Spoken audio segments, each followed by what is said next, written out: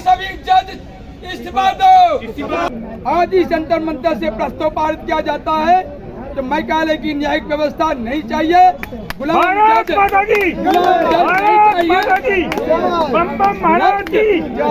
जज नहीं चाहिए। नियुक्त जब भारत आजाद हुआ तो अंग्रेजों ने तय किया था कि जज और नौकरशाही हमारी रहेगी, और अंग्रेज सबसे घटिया नस्ल जो संसार की वो अंग्रेजों की नस्ल है, उनके द्वारा नियुक्त जज अच्छे कैसे हो सकते हैं। ये पूरी की पूरी अंग्रेजी जो न्याय व्यवस्था है ये दीमक लग चुकी है, बदबू आ रही है, सड़न आ रही है। दिल्ली के बाद फीका फूटता है और वो है भारत का वो घर में जो नोट रखे थे उन सब में आग लग जाती है और देश के सामने खुलासा होता है। हम तो कह रहे थे शुरू से आसाराम बाबू के मामले में कह रहे थे, हमारे सामने जब प्रस्ताव आया कि 125 करोड़ रुपया दे दो और हम बापू को रिहा कर देंगे, तो समझ गए थे कि ये जुडिशरी भ्रष्ट हो चुकी है। आप देखिए थोड़े पूरे देश की आवाम जनता न्यायिक व्यवस्था जो अंग्रेजों की है उसके संपूर्ण खिलाफ है, एकजुट है, एक साथ है और एक स्वर में टिकाऊ जज नहीं चाहिए, चरित्रहीन जज नहीं चाहिए, देश से गद्दारी करने वाला जज नहीं चाहिए, देश से वफादारी करने वाला जज चाहिए।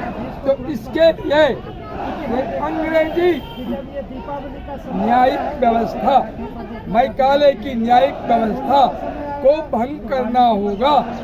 यह जंतर मंतर आज संसद के प्रथम सत्र के दिन में भारत के राज्यसभा लोकसभा से मांग करता है जो आप सदन में प्रस्ताव पारित कर न्यायपालिका को, मेघालय की न्यायपालिका को भंग करें, क्योंकि सदन ने ही, संविधान ने ही सुप्रीम कोर्ट को पैदा किया है। सुप्रीम कोर्ट या मेघालय की न्यायपालिका को पैदा सदन ने, संविधान ने किया है।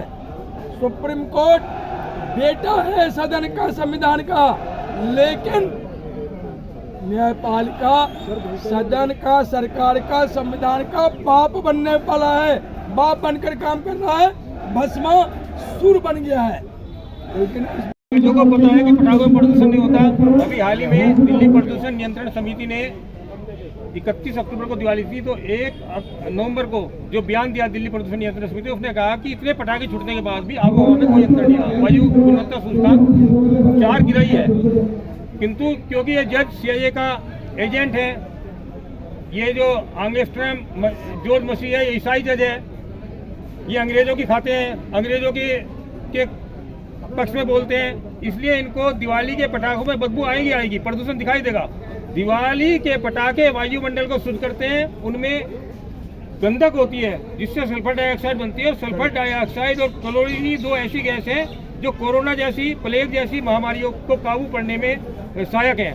किंतु क्योंकि इन जजों ने अंग्रेजों का नमक खाया है और अंग्रेज जिस देश में गए हैं वहाँ के मूल निवासियों को उन्होंने महामारी फैलाकर मारा है, और ये एंगस्ट्रॉम जॉर्ज मसीह और ये अभय श्रीनिवास हो, ये उन्हीं अंग्रेजों के एजेंट हैं। इनको मैंने कहा इनकी कोर्ट में कि मैंने कहा कि दिवाली के पटाखों में कोई प्रदूषण नहीं होता, ये सारे आंकड़े हैं 2018 के, 2019 के, 2020 के, 2021 सारे आंकड़े उनके सामने मैंने पेश किए।